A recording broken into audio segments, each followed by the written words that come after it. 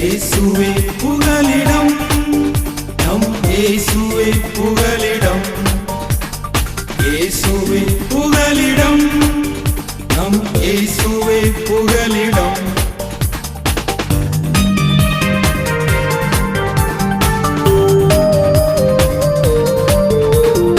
ஆறுகளை நாங்கள் கடக்கும் போதும், மலைகளை தாண்டி நடக்கும் போதும், ஆறுகளை நாங்கள் கடக்கும் போதும், மலைகளை தாண்டி நடக்கும் போதும், இன்னட்டும் எங்களை இமை போல் காத்தது சுவிசேஷம் சொல்வதற்கு.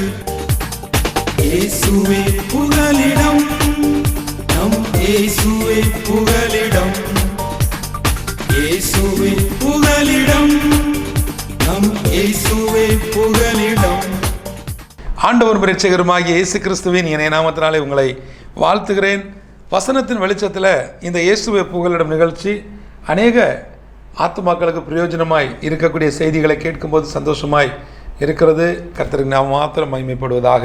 என் அன்பு தேவ பிள்ளைகளை, இன்றைக்கும் கூட ஒரு சில காரியங்களை நான் உங்களோடு ரொம்ப ஓப்பனாக ஃப்ராங்காக பேசணும்னு விரும்புகிறேன். ஏன்னா இந்த நாட்களில் நம்முடைய வாழ்வின் பல சூழ்நிலைகளில் நம்முடைய பக்தி வைராக்கியம், நம்முடைய பக்தி வாழ்க்கை, நம்மிடத்தில் இருக்கக்கூடிய தெய்வ பக்தியை எதை வைத்து இந்த சமுதாயம் முன்னெடுக்கிறது, அல்லது நமக்குள்ளே இருக்கக்கூடிய அல்லது ஒரு கிறிஸ்துவின் பிள்ளைக்குள்ளே இருக்கக்கூடிய தெய்வ பயத்தை, தெய்வ பக்தியை எப்படி மற்றவர்கள் மாதிரியாக்குகிறார்கள் அல்லது பார்க்கிறார்கள் என்று சொல்லக்கூடிய அந்த கோணத்தில் நான் ஒரு சில காரியங்களை தியானித்து கொண்டிருக்கும்போது, மாசில்லாத சுத்தமான பக்தி என்ற ஒரு வார்த்தையை என்னுடைய நினைப்புக்குள்ளே ஆவியானவர் கொண்டு வந்தார். ஏன்னா அப்படி ஒரு வார்த்தையை யோசிக்க வேண்டிய அவசியம் இப்போ இருக்கக்கூடிய சூழ்நிலைகளில் எனக்கு இல்லை. ஒரு தொலைக்காட்சிக்காக நம்ம பேசும் பொழுது, ஆண்டவரே இந்த வார்த்தை கேட்கிற ஜனங்களுக்குள்ள எங்கேயாவது ஒரு இடத்துல அவர்களுக்குள்ள ஒரு உற்சாகத்தை, ஒரு உத்வேகத்தை கொண்டு வரணுமே அப்படின்னு சொல்லிட்டு ஜெபம் பண்ணிட்டு இந்த காரியத்துக்காக இருக்கும் பொழுது, மாசில்லாத சுத்தமான பக்தி இந்த வார்த்தையை மையப்படுத்தி நான் யோசிக்கும் பொழுது, பிரசங்கி புஸ்தகத்தில் உள்ள சில காரியங்களை நான் பார்க்க நேர்ந்தது. பிரசங்கி 3வது அதிகாரத்தினுடைய 1வது வசனம், ஒவ்வொன்றிற்கும் ஒவ்வொரு காலம் உண்டு, வானத்தின் கீழ் இருக்கிற ஒவ்வொரு காரியத்துக்கும் ஒவ்வொரு சமயம் உண்டு. என் அன்பு தேவ பிள்ளைகளை, இன்றைக்கு நாம் பல காரியங்களை பேசி பல காரியங்களை குறித்து பெரிய திட்டங்களை போட்டு உட்கார்ந்து இதை பண்ணணும், அதை பண்ணணும், அந்த மாதத்தில் இதை செய்திடணும் எல்லாம் உட்காந்து பேசுவோம்.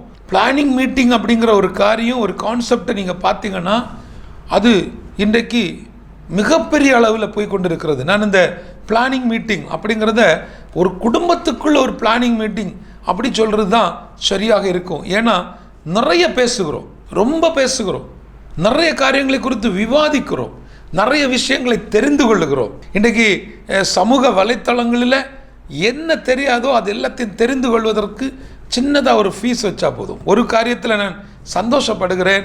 அருமையான வாலிப பிள்ளைங்க, வாலிப தம்பிமார் ரொம்ப வருமானத்திற்கான ஒரு வழியை தங்கள் திறமையை வைத்து முன்னெடுத்து அவர்களுடைய சமூக வலைத்தளங்களில், அது இன்ஸ்டாகிராமாக இருந்தாலும், ஃபேஸ்புக்காக இருந்தாலும், அல்லது ஒரு ஜூம் மீட்டாக இருந்தாலும், வாட்ஸ்அப் சேனல், யூடியூப், இப்படி பல வழிகளில் அவர்கள் தங்கள் திறமைகளை மையப்படுத்தி சில காரியங்களை செய்கிறார்கள். அதன் மூலமாய் வருமானங்களை தேடிக்கொள்கிறார்கள். ஆனால் இன்று பக்தி என்று சொல்லி பார்க்கும் பொழுது, ஒரு உண்மையான பக்தி அல்லது ஒரு பரிபூர்ண ஒரு பக்தி, ஒரு சுத்தமான பக்தி என்று சொல்லி நாம் பார்க்கும் பொழுது, அந்த பக்தி வைராக்கியம் அல்லது அந்த பக்தி எப்படி வெளிப்படுகிறது? என்னோட பேச்சை வைத்து முடிவு பண்ணுகிறார்கள். நான் என்னெல்லாம் பேசுகிறேன், நான் என்னெல்லாம் சொல்லுகிறேன், என்னோட வாழ்க்கையில் நான் பேசின காரியம் என்ன, அந்த வார்த்தையை வைத்து பிடித்து கொள்கிறாங்க. அந்த ஒரு வார்த்தை அன்னைக்கு நான் பேசாமல் இருந்திருந்தேன்னா இன்றைக்கு நான் இந்த சிக்கலில் மாட்டியிருக்க மாட்டேன். சொல்லுவீங்களா இல்லையா? பேச்சு வழக்கில் சொல்லுவோம், அன்னைக்கு மட்டும் அந்த ஒரு வார்த்தை நான் பேசாமல் இருந்திருந்தேன்னா இன்னைக்கு அந்த ஒரு வாக்கு கொடுத்ததுனால இன்றைக்கி நான் வெட்கப்பட்டு நிற்கிறேன், வேதனைப்பட்டு நிற்கிறேன், தலைகுனிஞ்சு நிற்கிறேன் அப்படி சொல்லி புலம்புகிறத பார்க்கிறோம். என் அன்பு தேவ பிள்ளைகளை, இங்கே சொல்லப்பட்டிருக்கிறது ஒவ்வொன்றுக்கும் ஒரு காலம் உண்டு. அந்த காலம் வரும் வரை காத்திருக்க வேண்டும். அந்த காலம் கைகூடும் வரை பொறுமையாய் காத்திருக்க வேண்டும்.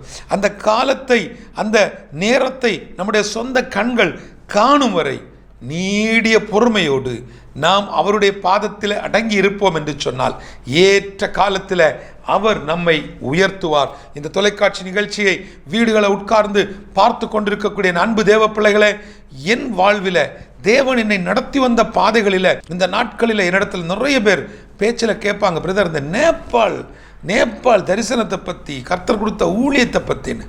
இந்த வருஷம் அடுத்த 3 வருட காலம், இந்த 2026, 27, 28 இந்த 3 வருட காலம் ஊழியத்தில் தேவன் பண்படுத்த வேண்டிய, கர்த்தர் பயன்படுத்த வேண்டிய, தேவனால் ஏற்படுத்தப்பட வேண்டிய பல காரியங்கள் உண்டு. அதற்கு நான் என்னுடைய பக்கத்தில் இருந்து ஆண்டவரே நான் என்ன செய்யணும்? பேசாமல் மௌனமாயிரு. கர்த்தர் அந்த மௌனத்தை எதிர்பார்க்கிறார். காரணம் என்ன தெரியுமா? நாம் பேசக்கூடிய சில காரியங்கள், நான் பேசுகிற சில வார்த்தைகள், நான் பேசி சில விஷயங்கள் நன்மையாக முடியும் என்று காத்திருக்கும் பொழுது அது விவாதமாய் முடிந்திருப்பதை நான் பார்க்கிறேன். என் அன்பு தேவ பிள்ளைகளை, இந்த வசனத்தில் ஒரு தெளிவான ஒரு காரியம் இருக்கிறது. பிரசங்கி 3வது அதிகாரத்தின் 7வது வசனம், அதுதான் இந்த நாளினுடைய ஒரு மைய வசனமாக இருக்கிறது. பிரசங்கி 3 அதில் உள்ள 7வது வசனம் 2வது பகுதி பாருங்க. மௌனமாக இருக்க ஒரு காலம் உண்டு, பேச ஒரு காலம் உண்டு. இன்றைக்கு இந்த வார்த்தையை கேட்கிறவர்கள் குடும்பத்தின் தலைவி, குடும்பத்தின் தலைவர், அல்லது ஒரு ஊழியத்தின் ஸ்தாபகர், அல்லது ஒரு தலைமை போதகராக நீங்கள் இருப்பீங்கன்னா நீங்கள் மௌனமாக இருக்க வேண்டிய காலம், நீங்கள் பேச வேண்டிய காலம். இதை தனிமைப்படுத்துங்க, இதை பிரித்து வைங்க. இதுதான் நான் மௌனமாக இருக்க வேண்டிய இடம், இது நான் பேச வேண்டிய இடம், இது நான் மௌனமாக இருக்க வேண்டிய நேரம், இது நான் பேச வேண்டிய நேரம். தெளிவுபடுத்துங்கள். வாழ்வின் ஒவ்வொரு நிலைகளிலேயும் அடுத்தடுத்த வளர்ச்சிக்கு நேராய் போக வேண்டிய நாம் இன்றைக்கு பின்தங்கி இருக்கிறோம், முடங்கி இருக்கிறோம். ஆத்துமாக்களில் நாங்கள் ஒரு பெரிய பெருக்கத்தை கண்டோம் அப்படின்னா நிறைய ஆட்களை கூட்டி காட்டுவது அல்ல பெருக்கம். பரலோகத்திற்காக வந்த ஆத்துமாக்கள் அவர்களை பரலோகத்திற்கு பங்காளிகளாக அல்லது பரலோகத்தின் நிச்சயத்துக்கு நேராக வழி நடத்தி இருக்கிறோம் என்று சொல்லக்கூடிய உறுதி இன்னைக்கு நம்மளால சொல்ல முடியுமா? என் அன்பு தேவ பிள்ளைகளை, சபைகளை நடத்துகிறோம், மிஷனரி ஊழியங்களை செய்கிறோம், ஆத்தும ஆதாயம் செய்கிறோம், சுவிசேஷ ஊழியங்களை செய்கிறோம். பைபிளை ஒரு கையில் கொடுக்கும் பொழுதே செல்ஃபி எடுக்க வேண்டிய நிலைமைக்கு நம்ம வந்துட்டோம். இன்றைக்கு ஒரு சின்ன ஒரு கிஃப்ட்டை கொடுக்குறோம், ஒரு கிறிஸ்மஸ் கிஃப்ட்டை கொடுக்குறோம், அதை உடனே வீடியோ எடுத்து ஃபோட்டோ எடுத்து உங்களுக்கு காட்ட வேண்டிய கட்டாயத்துக்குள்ளே நீங்கள் எங்களை கொண்டு வந்து விட்டுருக்கிறீங்க. சின்ன காரியமாக இருந்தாலும் என்ன நடந்துச்சுங்கிறத பார்க்கணுங்கிற ஒரு எண்ணம் வருகிறது. ஆனால் பேச்சு என்பது அப்படி அல்ல. அந்த பேச்சு அல்லது நான் பேசுகிற காரியம் எனக்குள் இருக்கக்கூடிய தெய்வ பக்தியை வெளிப்படுத்த வேண்டிய இடத்துல அது கெடுத்து போடுகிறது. இதை நீங்கள் புரிந்து கொள்ள வேண்டும். என் அன்பு தேவ பிள்ளைகள், இந்த வார்த்தைகளை கேட்கிறவர்கள் மௌனமாக இருக்க ஒரு காலம் உண்டு, பேசுவதற்கு ஒரு காலம் உண்டு. அந்த காலத்தை நீங்கள் நிதானித்து அறிந்து எங்கே நீங்கள் மௌனமாக இருக்க வேண்டுமோ அங்கே நீங்கள் மௌனமாக இருங்கள். நீங்கள் மௌனமாக இருக்க வேண்டிய இடங்களிலெல்லாம் பேசியதுனால எத்தனையோ உறவுகள் உடைந்து போனது, எத்தனையோ குடும்பங்கள் இன்றைக்கு யோசித்து கொண்டிருக்கிறாங்க, திரும்ப இந்த பிரச்சனைக்குள்ளே வரணுமா, திரும்ப இந்த சர்ச்சுக்குள்ளே வரணுமா, திரும்ப இந்த ஊழியத்துக்குள்ளே வரணுமா, இந்த காணிக்கை திரும்ப கொடுக்கணுமா என்று சொல்லி பேச்சு நிமித்தம் இன்றைக்கு அநேகர் பிரிந்து நிற்கிறார்கள், தனித்து நிற்கிறார்கள், விலகி போய் கொண்டிருக்கிறார்கள். என் அன்பு தேவ பிள்ளைகளை, நாம் இந்த உலகத்தில் ஒரு சமாதானத்தோடு வாழுவதற்கு, சந்தோஷமாய் வாழுவதற்கு, ஐக்கியமாய் வாழுவதற்கு கர்த்தர் நம்மை அழைத்திருக்கிறார். சங்கீதம் 141 அதில் உள்ள 3வது வசனம் சொல்லுகிறது, கர்த்தாவே என் வாய்க்கு காவல் வையும், என் உதடுகளின் வாசலை காத்துக்கொள்ளும்.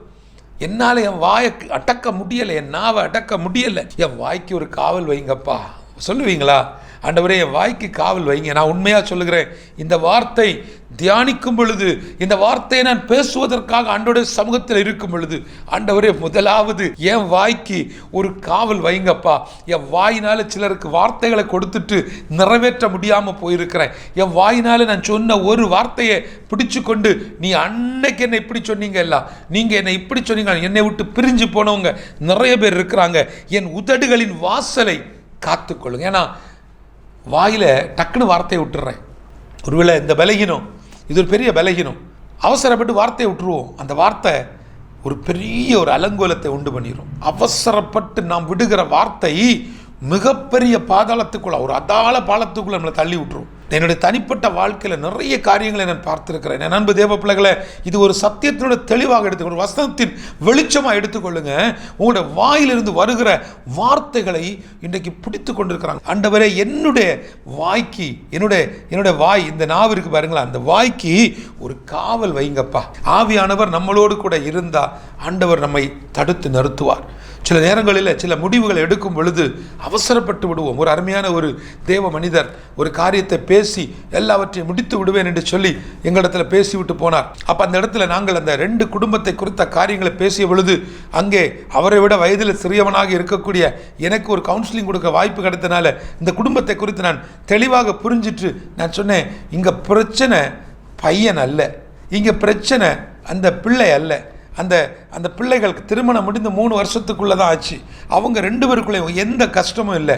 அவங்க 2 பேரும் ஒருவர் நேசிக்கிறாங்க. அவங்க 2 பேரும் பிரித்து வைப்பதில் அவர்களுக்கு உடன்பாடே இல்லை. புரிந்து கொள்ளுங்க, 2 குடும்பம், அந்த 2 குடும்பத்தில் உள்ள பெரியவர்கள் தான் யுத்த கலரிக்கு நிற்கிறாங்க. வார்த்தைகளை அள்ளி தெளிக்கிறாங்க, பச்சை பச்சையாக கிட்டவரத்தை பேசுகிறாங்க. அந்நிய பாசை பேசி ஜெபிக்கக்கூடிய அபிஷேகம் பெற்ற வரம் பெற்ற குடும்பம். பச்சை பச்சையாக கிட்டவரத்தை பேசுகிறாங்க. தொலைபேசியில் அவர்கள் பேசின ஒரு உரையாடல், அந்த ஆடியோவை கேட்கக்கூடிய ஒரு காரியம் கிடைச்சது. ஒரு தெரிந்த ஒரு நபர் மூலமாக அதை கேட்கும் பொழுது அப்படி பேசுகிறாங்க. 2 பேரும் மாற்றி மாற்றி கிட்டவரத்தை பேசுகிறாங்க. இவ்வளவு பேசக்கூடிய இந்த இடத்துல ஒரு தேவ மனுஷன் போய், நான் உங்களுக்கு இதை பேசி கிளியர் பண்ணி விடுறேங்கிறார். நான் அப்பொழுதும் அந்த மனுஷனிடத்துல சொல்லுகிறேன், ஐயா, 2 குடும்பத்தையும் பேச வைக்கிறதுல பிரயோஜனமே கிடையாது.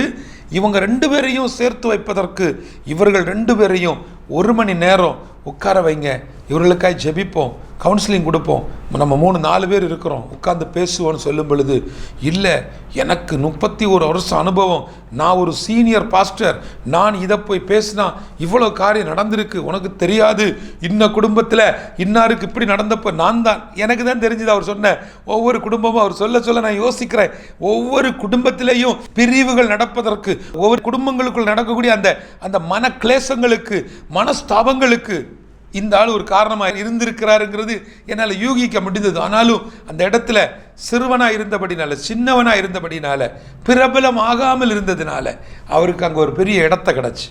இவர் நேராக போனார், பேசினார், பேச்சு வரைக்கும் ஓகே, கைகலப்பை உண்டு பண்ணி விட்டுட்டு வந்துட்டார். நீங்கள் நல்லா புரிந்து கொள்ளணும் என் அன்பு தேவ பிள்ளைகளை, பரிசுத்த ஆவியானவருடைய ஒத்தாசை இல்லாமல், பரிசுத்த ஆவியானவருடைய நடத்துதல் இல்லாமல் நீங்கள் எந்த ஒரு காரியத்திலையும் அவசரப்பட வேண்டாம். ஒருவேளை இந்த நிகழ்ச்சியை பார்க்குற நீங்கள் உங்கள் குடும்பங்களுக்குள்ள, உங்கள் அண்ணன் தம்பிக்குள்ள, உங்களுடைய சித்தப்பா பெரியப்பா பிள்ளைகளுக்குள்ள, அல்லன்னு சொன்னால் கூட பிறந்த அண்ணன் தம்பி அக்கா தங்கச்சி சொத்து தகராறு, அல்லன்னு சொன்னால் ஒரு குடும்பம் பேச்சுவார்த்தையில் நிற்குது, கணவன் மனைவிக்குள்ள ஒரு ஒற்றுமை இல்லை, தனித்து நிற்கிறாங்க, அவங்கள சேர்த்து வைக்க, இந்த மாதிரி பேச்சுவார்த்தைக்கு போகும் பொழுது மனுஷ பலத்தில் வரக்கூடிய யாரையும் உள்ளே அனுமதிக்க வேண்டாம். இயேசுவின் நாமத்தினால சொல்லுகிறேன், இன்றைக்கு சத்தியத்தை அழகாக பேசுகிற, வசனம் ரொம்ப பேசுகிற அநேகர் இன்றைக்கு பணத்துக்கு விலை போய் எல்லாமே பார்த்தீங்கன்னா இன்றைக்கி நான் ஊழியத்தில் எதுவும் கேட்க மாட்டேன், ஆனால் இவர் கேட்க மாட்டார், இவருக்காக இன்னொருத்தன் கேட்பான். அப்போ எவ்வளவு தேவனை நம்ம ஏமாற்றக்கூடிய, தேவனை தூஷிக்கக்கூடிய நிலைமையில் நம்ம நிற்கிறோம். யோசிச்சு பாருங்க. ஒரு பேச்சுவார்த்தைக்கு நீங்கள் போகும் பொழுது, ஆண்டவரே, இந்த காரியம், இந்த 2 பிள்ளைகளுடைய காரியம், இந்த குடும்பத்துக்கு காரியம் உங்களால் வந்ததுப்பா, உங்கள் அன்பினால் வந்தது, இதை அன்பாக நாங்கள் முடிக்கணும், இதை சமாதானமாக முடிக்கணும். திரும்பவும் நான் உங்களுக்கு சொல்லுகிறேன், அன்பு தேவ பிள்ளைகளை, உங்களுடைய அந்த உண்மையான அந்த சுத்தமான பக்தி மற்றவர்களுக்கு வெளிப்படும் பொழுது சாதாரண ஒரு சத்துரு கூட உங்களிடத்துல சமாதானமாக போவாங்க. ஜெபிச்சுட்டே இருங்க, ஆவியானுடைய ஒத்தாசையை கேட்டுக்கொள்ளுங்க. நீங்கள் வாழ்ந்த வாழ்க்கை, உங்களுடைய கிரியை உங்கள் கூடவே வருது, உங்கள் பலன் தான். அந்த பலனை வச்சு தான் கர்த்தர் உங்களுக்கு, அந்த கிரியைகளின் பலன் தான், அதை வைத்து தான் பரலோகத்தை உங்களுக்கு நிச்சயம் பண்ண முடியும். நீங்கள் வாழுகிற அந்த வாழ்க்கையில் நீங்கள் செய்த தான தர்மங்கள், நீங்கள் செய்த கிரியைகள் உங்களுடைய வாழ்க்கையில் அதுதான் உங்களுக்கு ரிப்போர்ட்டாக நிற்கும்.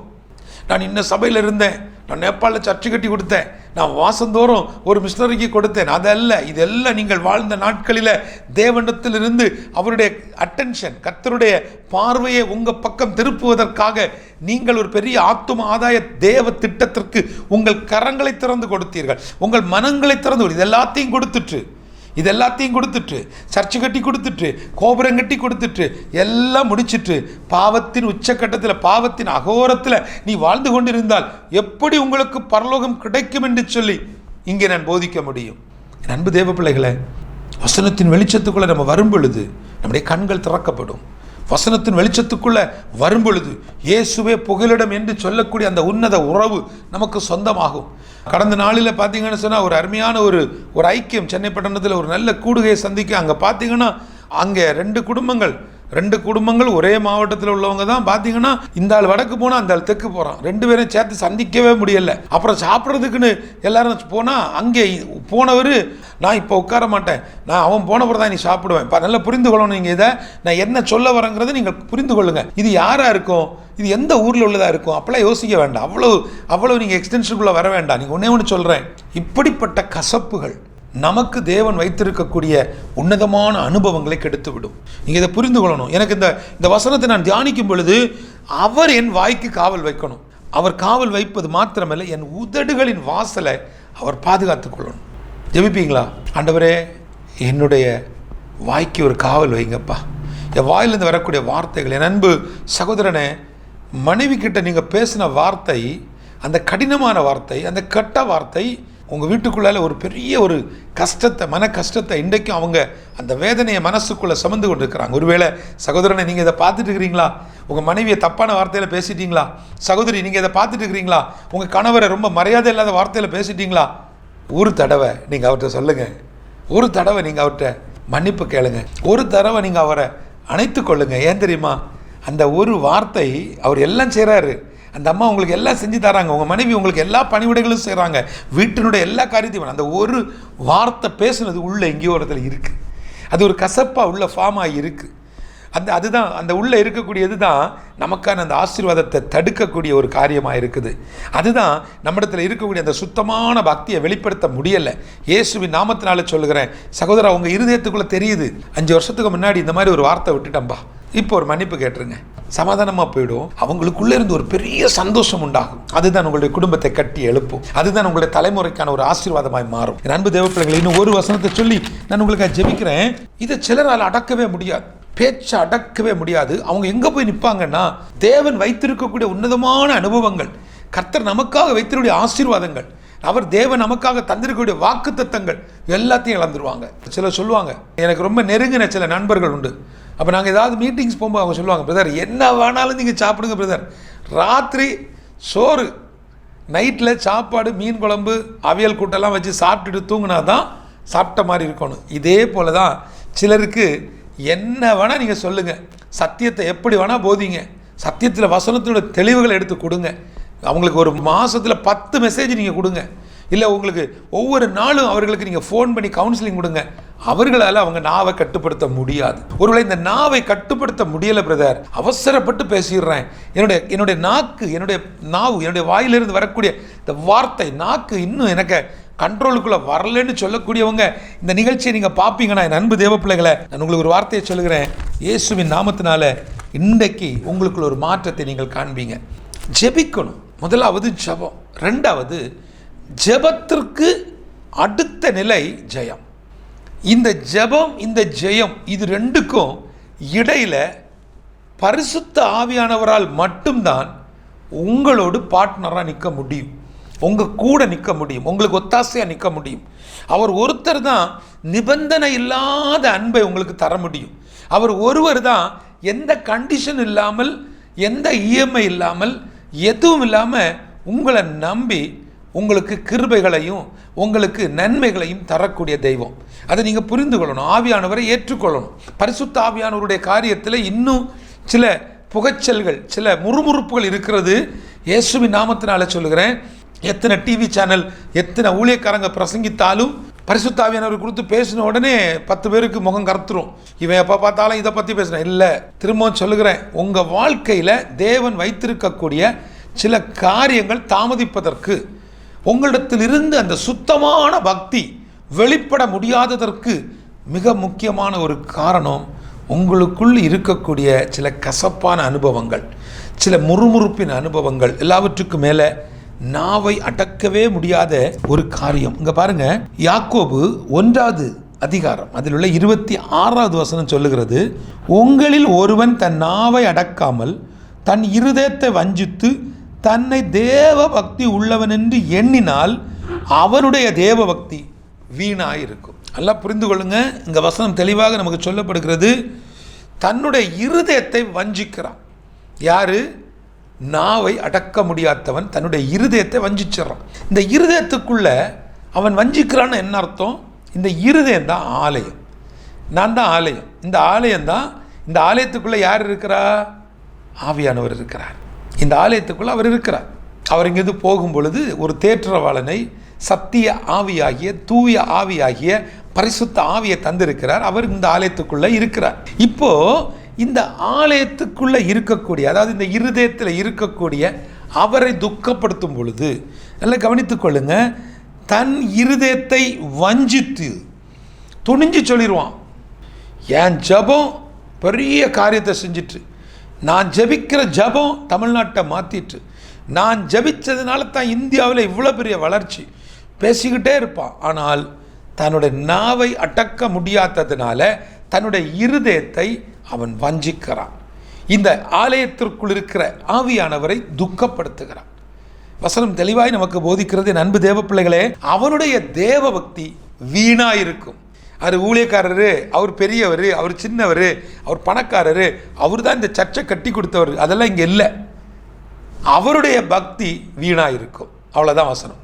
அப்போ நீங்க யோசிக்கலாம், அப்போ அந்த பக்தி வீணா போச்சுன்னா எனக்கான சுத்தமான பக்தி எது? அந்த மாசில்லாத சுத்தமான பக்தி எது என்று பார்க்கும் பொழுது அதே யாக்கோபு 1வது அதிகாரம் 27வது வசனம், திக்கற்ற பிள்ளைகளும் விதவைகளும் படுகிற உபத்திரவத்திலே அவர்களை விசாரிக்கிறதும் உலகத்தால் கரைபடாதபடிக்கு தன்னை காத்து கொள்ளுகிறதுமே. நல்லா கவனிச்சிடுங்க, இங்கே சொல்லப்பட்டிருக்கக்கூடிய ஒன்று, ஒருவன் படுகிற உபத்திரவத்தில் நீங்கள் நின்று அவர்களை விசாரிப்பது. நீங்கள் அவங்கள நின்று நீங்கள் விசாரிக்கிறீங்க பார்த்தீங்களா, அந்த விசாரிப்பை கர்த்தர் ஒரு பெரிய சுத்தமான மாசில்லாத சுத்தமான ஒரு பக்தியாக பார்க்கிறார். அதே நேரத்தில் அந்த பக்தியை கர்த்தர் பார்க்கும் பொழுது நீங்கள் செய்யக்கூடிய அந்த விசாரிப்பு எப்படி இருக்கணும்? தன்னுடைய இருதயத்துக்குள்ள இந்த உலகத்தால் கரைப்படாதபடிக்கு தன்னை காத்துக்கொள்ளணுமா? எப்படி? உலகத்தால் கரைப்படாத ஒரு காரியம்னா என்ன தெரியுமா? சிலர் பார்த்தீங்கன்னா ஒருத்தருக்கு ஒரு உதவி செய்வாங்க, ஆனால் அந்த உதவி செஞ்சுட்டு அவங்கக்கிட்ட இருந்து, அதாவது 1 போட்டு 5 எடுக்கணும். நான் 1 அப்போ கொடுத்தேன், அவன் எனக்கு இதை தரணும். அந்த கரைபடாத அந்த காரியம், அது என்ன காரியம்? இங்கே சொல்லப்பட்டிருக்கிறது, இந்த உலகத்தால் அவன் கரைபற்றக்கூடாது. ஏன்னா அவன் அந்த எப்போ அந்த திக்கற்ற பிள்ளைக்கும் விதவைகளுக்கும் இல்லைன்னா தான தர்மங்களும் நன்மை செஞ்சக்கூடிய ஒரு காரியத்தை செஞ்சுட்டாங்களோ அந்த நிமிஷமே அந்த அந்த விசாரிப்பு அல்லது அந்த கேரிங், அந்த கவனிப்பு, ஒருத்தங்களை நல்லா விசாரித்து கவனித்து எல்லாம் நீங்கள் செய்யும் பொழுது அது மாசு இல்லாத சுத்த பக்தியாக தான் இருக்குது. அது எப்போ உங்களுக்கு நடக்காமல் போகுதுன்னா உலகத்தால் கரைபடக்கூடிய சில காரியங்களை நீங்கள் செய்யும் பொழுது, அல்லது ஒன்றியத்தில் எதிர்பார்த்து ஒரு காரியத்தை செய்யும் பொழுது, நான் இதை கொடுத்தா அவன் எனக்கு இதை தருவான், நான் இது பண்ணுனா அவங்க எனக்கு இதை செஞ்சு தருவாங்க, இந்த சிந்தனை நமக்குள்ளே இருக்கும் பொழுது அது நமக்கு வீணாய் போகிறது. என் அன்பு தேவ பிள்ளைகள், இந்த வசனத்தை நீங்கள் தியானிக்கும் பொழுது இங்கே சொல்லப்பட்டிருக்கிறது, பிதாவாகிய தேவனுக்கு முன்பாக மாசில்லாத சுத்தமான பக்தி திக்கற்ற பிள்ளைகளும் விதவைகளும் படுகிற உபத்திரத்தில் அவர்களை விசாரிப்பது, அதோடு கூட உலகத்தால் கரைபடாதபடிக்கு, நம்ம மேலே எந்த வீண் பழியும் விழாதபடிக்கு, அல்லன்னு சொன்னால் இந்த ஊழியத்தில் வரக்கூடிய பணங்கள், இந்த ஊழியத்தில் வரக்கூடிய சில காரியங்கள் தன்னை கரைபடுத்தி விடாதபடிக்கு தன்னை தானே பாதுகாத்து கொள்ளக்கூடிய அந்த மனப்பக்குவத்தை கர்த்தர் எதிர்பார்க்கிறார். எத்தனை பேர் நீங்கள் சொல்ல முடியும், என் கையில் ஆண்டவர் கொடுத்த உண்மை முத்தமாய் நான் அதை செய்கிறேன், என்கிட்ட தந்த மினிஸ்ட்ரி, என்கிட்ட தந்த ட்ரஸ்ட்டு, என்கிட்ட தந்த இந்த பணம், எங்களுடைய வீடு கட்டுவதற்காக தந்த இடம், ஏதாவது ஒரு வழியில் அதில் கொஞ்சத்தை தனக்காக திருப்பி கொள்ளலாம், அல்லனா இந்த கட்டுமான பணியிலேருந்து கொஞ்சத்தை எடுத்து தன்னுடைய வீட்டை கிளியர் பண்ணிடலாம், அல்லன்னு சொன்னால் இங்கே கிடைச்ச அந்த வருமானத்தில் கொஞ்சத்தை ரொட்டேஷனில் விட்டுடலாம். இப்படிப்பட்ட உலகத்தால் கரைபடக்கூடிய சில காரியங்கள் உங்களுக்குள் வரும் பொழுது அன்பு தேவ பிள்ளைகளை அது வீணான பக்தியாய் போய்விடும். மாசில்லாத சுத்த பக்தியாய் இருக்க வேண்டுமானால் தேவனுக்கு முன்பதாக, கர்த்தருக்கு முன்பதாக நீங்கள் தாழ்மைப்படுங்கள், அவர் உங்களை உயர்த்துவார். அவர் உங்களை ஏற்ற காலத்தில் உயர்த்த வேண்டுமானால் அவருடைய பலத்த கரங்களுக்குள்ளே அடங்கி இருங்கள். சில நேரங்களில் நீங்கள் மௌனமாக இருப்பதற்கு கர்த்தர் விரும்புகிறார். சில நேரங்களில் தயவு செய்து நீங்கள் பேசியே ஆக வேண்டும் என்று கர்த்தர் விரும்புகிறார். மௌனமாக இருக்குவதற்கு ஒரு காலம் உண்டு, பேசுவதற்கு ஒரு காலம் உண்டு. கண்களை மூடி ஜெபிப்போமா? கிருபையும் இரக்கம் நிறைந்தவரே, பரிசுத்தமுள்ள எங்கள் நல்ல தெய்வமே, உமக்கு நன்றி செலுத்துகிறோம்.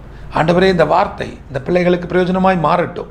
பரிசுத்த ஆவியோட ஒத்தாசையோடு கூட இந்த வார்த்தைகள் இவர்களுடைய இருதயத்துக்குள்ளே போய் சேரட்டும். நல்ல நிலத்தில் அது விதைக்கப்படட்டும். அநேகர் இந்த வார்த்தையை கேட்டு உம்முடைய வசனத்தின் வெளிச்சத்துக்குள்ளே வரட்டும். ஆண்டவரே, விசேஷமாகப்பா திக்கற்ற பிள்ளைகளும் விதவைகளை விசாரிக்கக்கூடிய ஒரு உன்னதமான அனுபவத்தை கர்த்தர் தாங்க, பலப்படுத்துங்க, ஆசீர்வதிங்க. விசேஷமாக ஆண்டவரை நீர் கொடுத்த தரிசனம் நிறைவேறுதல்ல என்னோடு கூட கரம் கொடுத்து நிற்கக்கூடிய நல்ல குடும்பங்களை, நிறைய குடும்பங்களை கர்த்தர் எழுப்பித்தாங்க. உங்களுடைய கரம் இந்த பிள்ளைகளை பாதுகாத்து கொள்ளட்டும். நல்ல சுகபலன் ஆரோக்கியத்தை தாங்க. குறிப்பாக எங்கள் பிள்ளைகள் தேர்வு எழுதுகிறாங்கப்பா. அப்பா, ஒரு விஷயம் மனம் இறங்குங்க ஆண்டவரே. பிள்ளைகளுக்கு நல்ல ஞானம், நல்ல புத்தி கூர்மை, சுகபலன் ஆரோக்கியத்தை தந்து இந்த பிள்ளைகள் எழுதுகிற தேர்வுகளில் கர்த்தர் கூட இருந்து காரியத்தை வாய்க்க பண்ணுங்கப்பா. ஒரு விஷயம் மனம் இறங்குங்க ஆண்டவரே.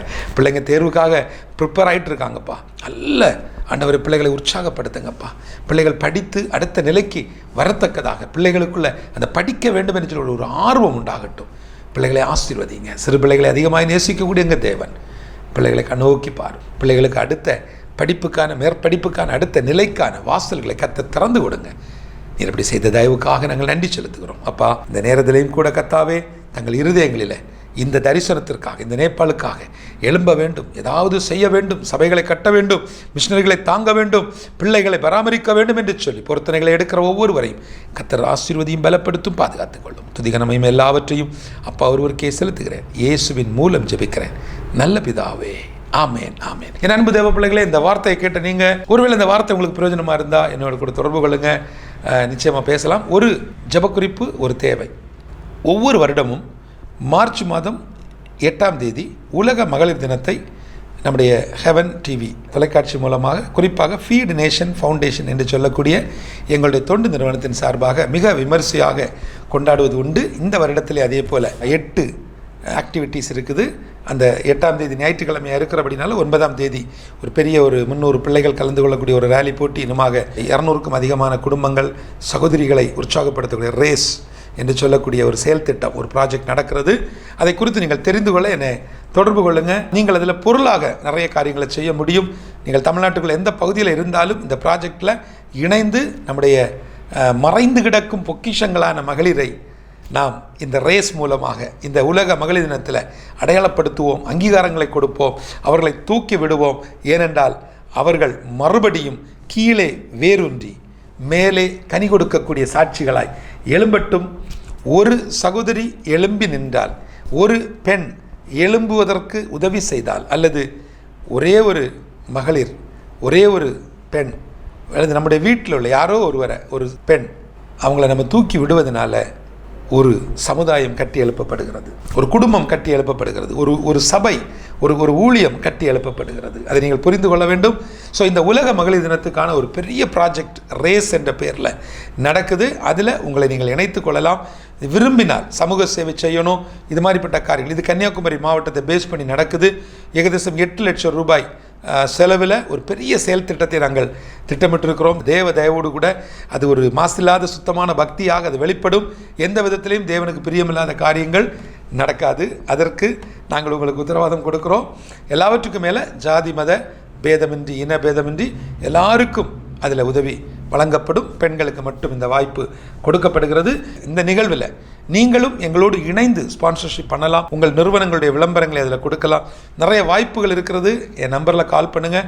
கர்த்தருக்கு சித்தமானால், கர்த்தருடைய வருகை தாமதிக்குமானால் அடுத்த வாரம் இதே நாள் இதே நேரம் இதே தொலைக்காட்சியில் உங்களை சந்திக்கும் வரை உங்களிடமிருந்து விடைபெறுவது உங்கள் அன்பு சகோதரன் Matthew. May God bless you. நாள் ஒன்றை தந்தே நன்மை செய்ய, பொழுதொன்றை உயிர் வாழ்ந்திட, காலங்கள் யாவும் உனக்காக காத்து நின்று எனக்காக.